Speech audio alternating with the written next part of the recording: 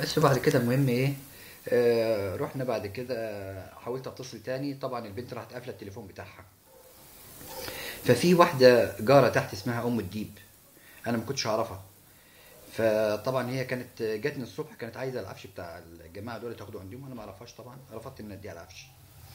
فالمهم طلعت فوق كده، جابوها، قالوا لها احنا عايزينك تتصلي بالبنت اللي كانت قاعده هنا ساكنه هنا وتجيبها لنا. قالت له انا على كل حال انا معايا جميع ارقامها. فبيجي طبعا تتصل بالارقام التانية، انا ما كانش معايا كل الارقام بتاعي، انا كان معايا رقم واحد بس. تمام. فطبعا اتصلت بيهم وقالت لها ده العفشه بتاعتي عندي انا خدتها من الاستاذ ايمن، والعفشه قاعده عندي، فيا ريت تيجي تاخديها عشان الشقه بتاعتي ضيقه، مش هتشيل الحاجه بتاعتك والشنط والحاجه بتاعتك، فيا ريت تيجي تاخديها. قالت لها طب انا خلاص انا هبعت لك اختي تيجي تاخد الحاجه. وفعلا بتاع تلت ساعه او نص ساعه وجات اختها فعلا، وتلافوها في الشارع وراحوا مطلعينها على طول عندي انا فوق بالضرب اه. والتعذيب، علشان تقول ان انا كنت معاها في وضع مش كويس، اه يعني هم ويلفقوا اخذوها. لي الموضوع ده. الست اتصلت بيها وجابتها عشان يجيبوها في الشقه وانت موجود هناك. ايوه. في الحاله طبعا دي انت كنت موجود بتعمل ايه في الشقه طيب؟ انا في الشقه شغالين فيها ضرب اه. هم، اه. ومعوريني طبعا بالاصابات اللي انت شايف حضرتك فيها، اه هم اصابوك فين وفين وفين؟ في رقبتي وقطع في الاذن وقطع كامل من الخلف، مم. يعني قطع رقبه من الخلف. مم. اه. اشيلها لك صورة اشيلها لك. وريني كده. زي ما انت سوينا مين.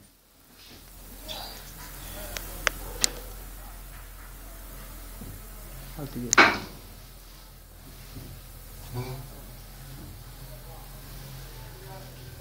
كم غرزه؟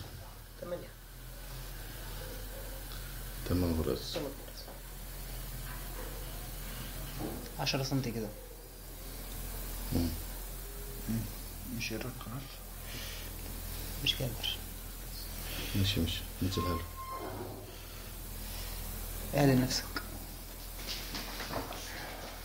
الاصابات اللي في دماغك دي برضه؟ طبعا كله ضهر يعني من ورا، كله طبعا ضرب بالخشب وكده. الناحية التانية ضرب قلبي.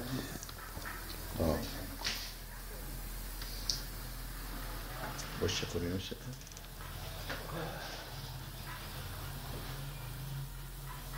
كل دي اصابات طبعا. كلها دي اصابات طبعا من الضرب. ضرب الكتر. دي قطر ولا ايه دي؟ دي قطر. معلش. لا ارفع شو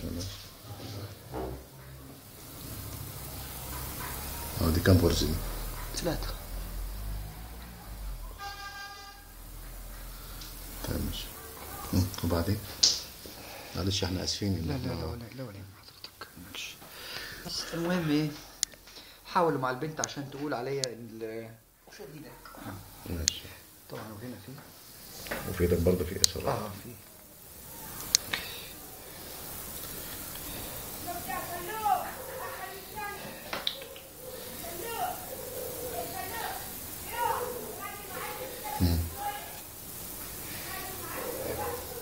في رجليك بس طبعا مش لازم. خلاص بعدين اصابات.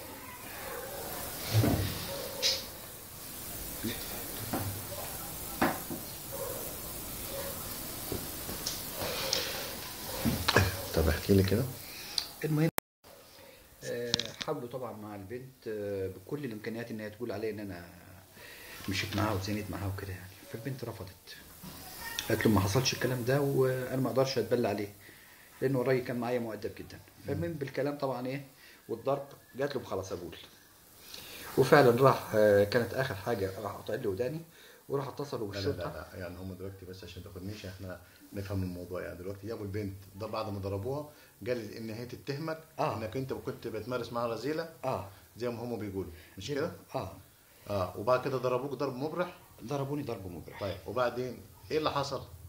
بعد كده طبعا مين قطع لك ودنك؟ واحد اسمه الحسيني. الحسيني يعني قطعها بايه؟ ما اعرفش بسلاح حد يعني، ممكن قطر ممكن مطوه. فطبعا انا ما شفتوش لان انا كنت قاعد من ورا كده يعني. تمام. هو اتلف رقبتك يعني من ورا؟ اتلف وراح قطع لي على طول. وقطع باقي ودنك كلها دي؟ قطع الودن كلها. طيب وبعدين؟ بس المهم بعد كده دخل خالد السويفي، تمام، وكانوا بالدين عايزين يرموني من فوق. يعني كانوا عايزين يرموك من فوق؟ من انهي دور؟ من الدور الخامس. كانوا عايزين يرموك من الدور الخامس؟ من الدور الخامس. فدخل امين السوفي قال لهم انا دلوقتي موظف في القوات المسلحه، يعني انا في الشرطه. لو انتوا رمتوه يبقى انا كده معاكم، وكده هيبقى انا حجازه وهترفد من الشغل. فاعملوا معروف فيا انا. واسبوه، انتوا كفايه اللي انتوا عملتوه في ده، كفايه كده، ويبقى ايه كده خد حقه. فطبعا بقدر الامكان طبعا قاعد يتكلم معاهم، الحمد لله ربنا يعني تمجد وجيب له طبعا الموضوع ده، وما رضوش يرموني من فوق. راحوا طالبين لي بعد كده. يرموك من فوق على اي سبب يعني؟ يرموني من فوق دلوقتي معتبريني ان انا زاني. يعني زاني يعني ايه؟ مش في قانون ولا ايه في بالظبط؟ لا طبعا هم بالنسبه لهم هم قانونهم هم، مش اي قانون.